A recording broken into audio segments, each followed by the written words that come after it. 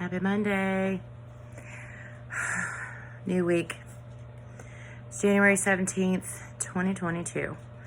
We're over halfway through the first first month of the year.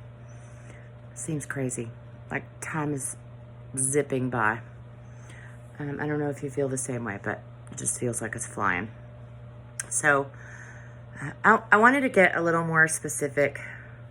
I've had friends who are posting. I'm sorry that I'm itchy, but we got a new cat. But the seeing people posting about not being able to find things in the grocery stores. I've said things about that. I do have Nilla wafers, by the way. That's a win. And I bought 2 boxes and put them on the shelf. So, inflation. People, it's nuts right now. The stores are nuts. The supply chain.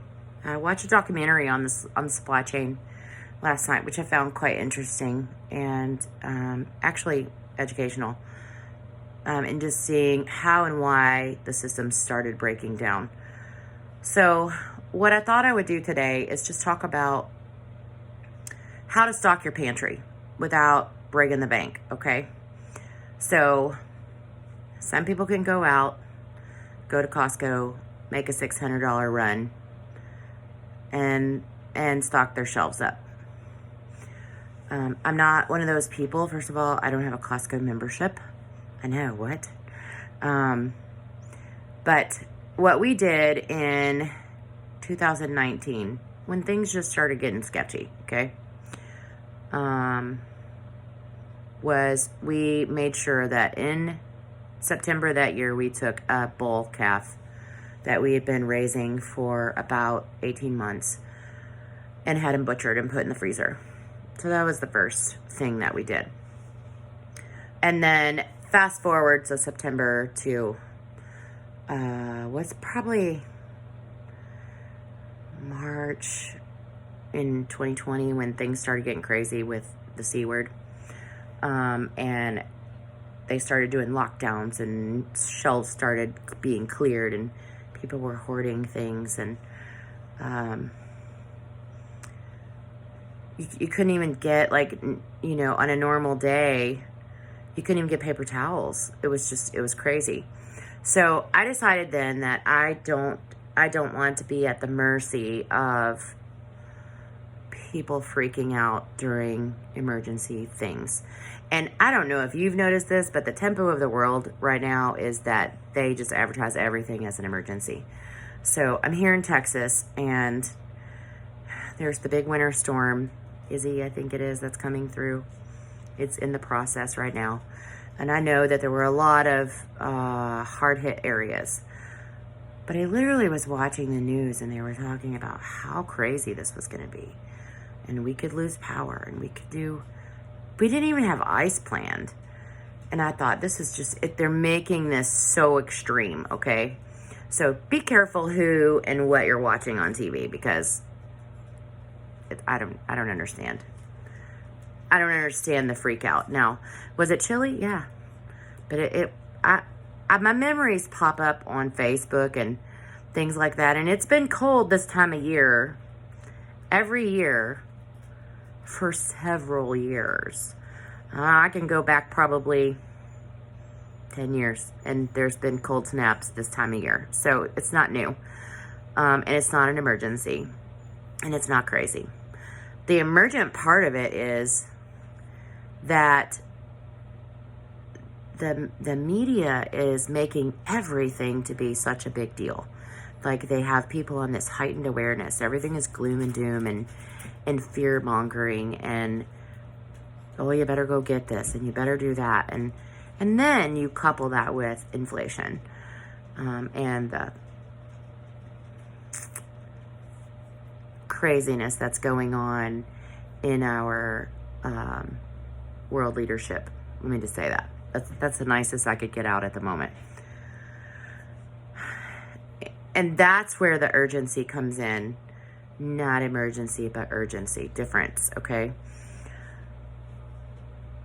If you want to be able to afford to live you've got to start preparing a little bit better. And maybe I said that wrong, but not in a spirit of fear, but in a spirit of, I don't want to be dependent on the supply chain. I want to put stuff in my cabinets, in my pantry that we use frequently, that's frequently on my grocery list. So this is how we started in 2020. 2019, we did the cow. And we did that based on what was happening in the world. We said, you know what? Things seem like they're getting a little sketchy. So let's just butcher this calf and put it in the freezer. He's not doing us any good. And we had another bull calf following him. So we were, let's do it. We don't need two bulls out there running around. No one needs that much bull crap. So we did that first. And then in 2020, when things started to get a little crazy, I just, Chris and I sat down and we had a conversation about, what do you do if you can't get toilet paper? Like, we're so dependent on modern day things that we need to learn to adjust.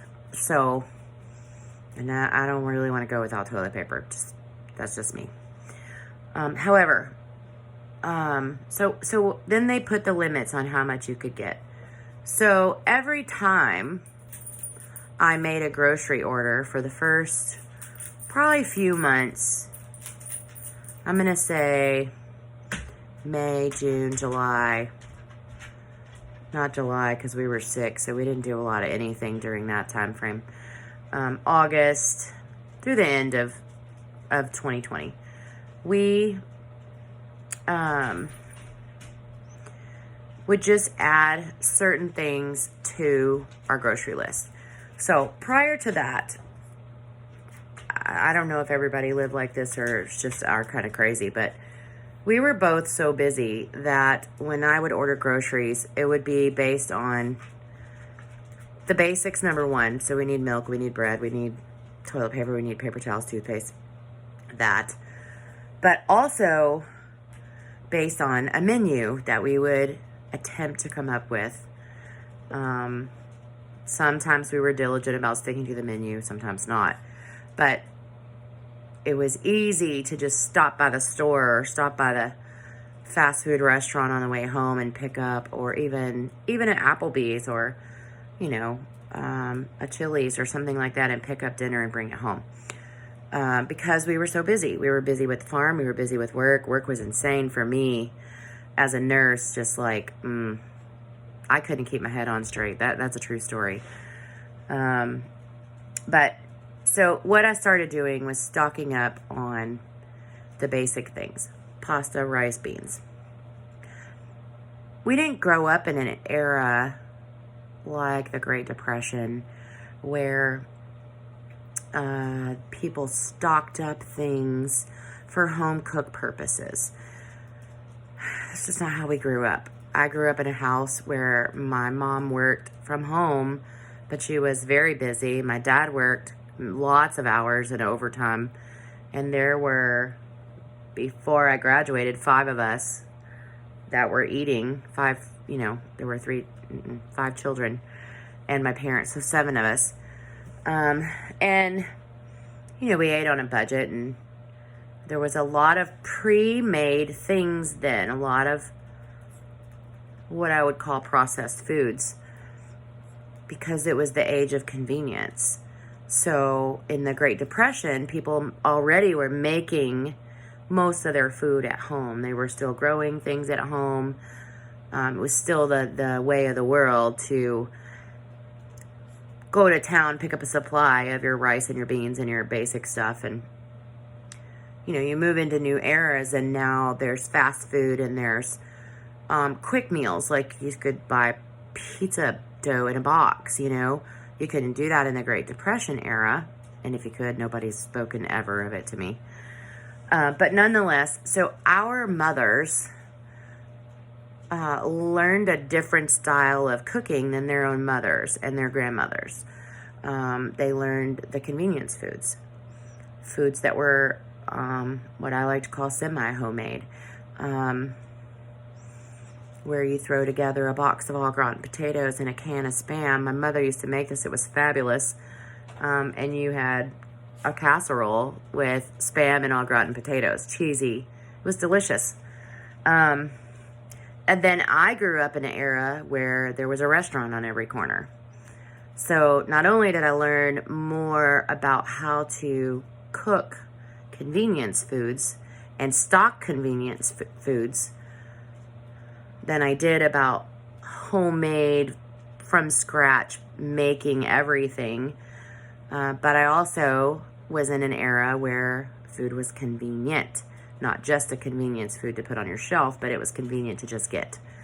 Now, I didn't do a whole lot of that when we were raising our kids. We had dinner every night and some sort of breakfast food, and, you know, the kids ate lunch at school. Sometimes I packed their lunches. Most of the time they just wanted to eat there. So our children are going to grow up at an even bigger disadvantage. So in my opinion. So right now for me, learning how to put the right things on my pantry shelf was proved to be quite a challenge. So always had flour, I always had sugar. I usually had baking powder, not very often baking soda. Seemed like I was always buying vanilla extract, and, you know, I'd want to bake something, I'd have to go buy every spice that I needed for making it. To where now I just am stocked. And that is, it's 2022, so we're about 2 years in the making of this. And as a result of that, we are doing unofficially a pantry challenge. We are following some guidelines that are out there from, if you look for the hashtag Pantry Challenge, Three Rivers Pantry Challenge, I think it is, 2022. There's a hashtag on YouTube, and you can see what people are doing, pulling from their pantries. And it's really just a time when you just eat from what's in your house, what's on your shelf. If I had to do this in 2020, we would have starved. We would have never been able to do that. So I will say it's been kind of fun.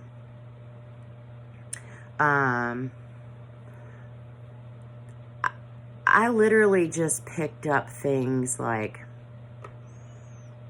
pie filling. Like, I don't even make pies that often. Maybe, you know, Thanksgiving and Christmas, and I haven't even done that the last couple of years. But I picked up cans of pie filling. Not a lot.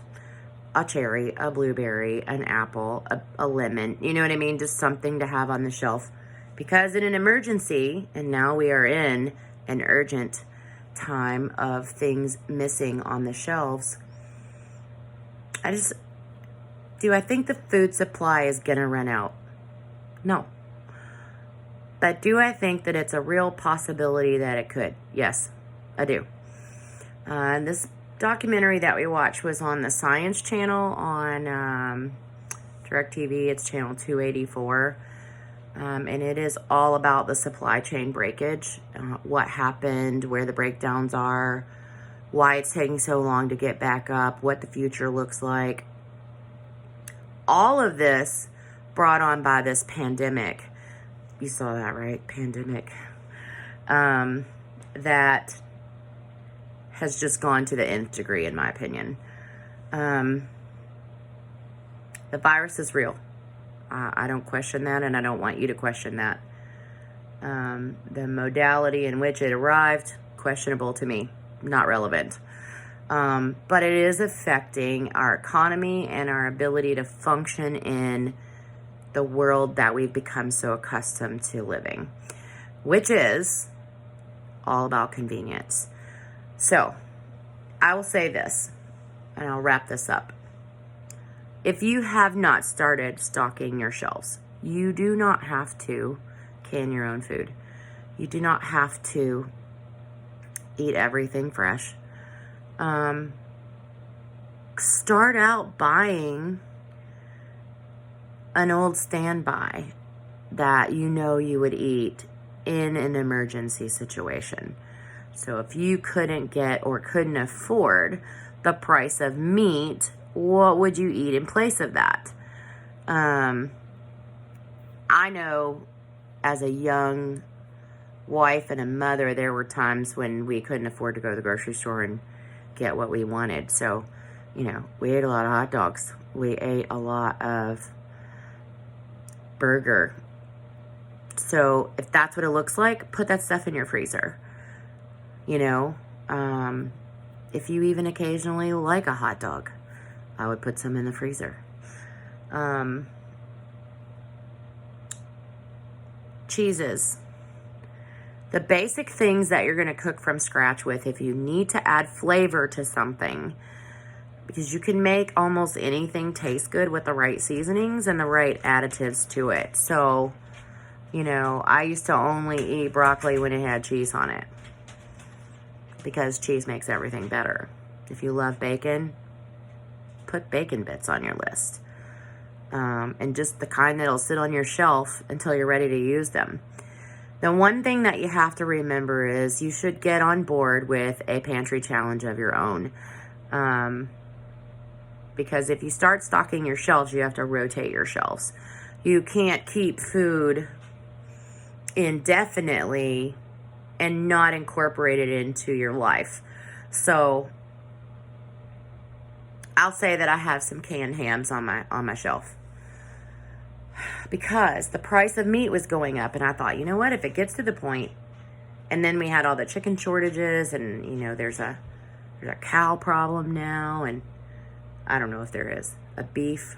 It's a processing problem in the farmers don't have helpers. Migrant workers don't want to work right now for whatever reason. Either they're sick, they've been sick, their family's sick. People don't want, there's so many people out of work, but there's no people that want to go do the physical labor of working on a farm. Farm work isn't easy. It's hard. It's physical labor. And that's a whole nother topic that we'll get on another day. But in watching that last night, I thought, we did this ourselves. Anyway, nonetheless, I have canned hams. I have never, that I'm aware of, eaten a canned ham. No. Back in the day, my parents and my grandma would buy potted meats and things like that, and I'm sure I ate that.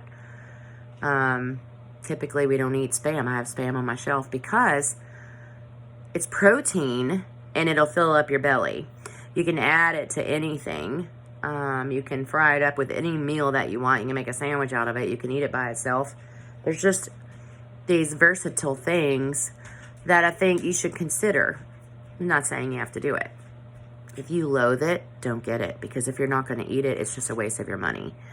So, there are canned chicken. I think is perfectly doable. It makes great chicken salad. You can throw it in to a casserole. You can do anything with it. Put some of that stuff on your shelf before it gets priced right out of our reach. And all you have to do is add one thing. So buy a 4-pack of chicken breasts, canned chicken, with your next grocery haul and put it on the shelf. The next time you go to the grocery store, do it again. And now you have 6. So if you think about that, and in an emergency situation, you have 6 meals minimally. If you're one person, you have multiple meals. If you're 2 people, you probably have multiple meals. I don't know how many servings come in those cans, but so you don't have to grow your own food, and you don't have to process your own food, and you don't have to can your own food. Put what you eat. If your kids love macaroni and cheese, go get some macaroni and cheese. Go get some elbows and some hard cheeses. Put those on your shelves. The easiest mac and cheese I've ever made is elbow macaroni, a package of cream cheese, and about 2 cups of sharp cheddar.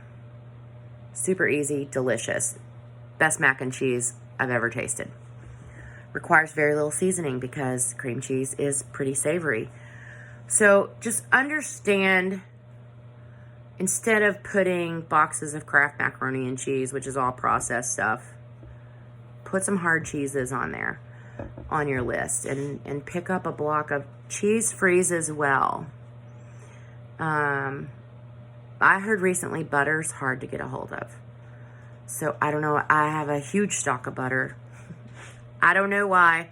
So when I was started doing this, and this is something that you could be aware of, but I wouldn't even necessarily steer away from it because I don't think it was a bad thing. Where I would buy 2 of everything. So if I was going to buy sticks of butter to put in the freezer, I bought 2 boxes of 4. So I did the same thing with hard cheeses. If I bought sharp cheddar, I bought mild cheddar. And if I bought mild cheddar, I'd buy a block of Longhorn cheese.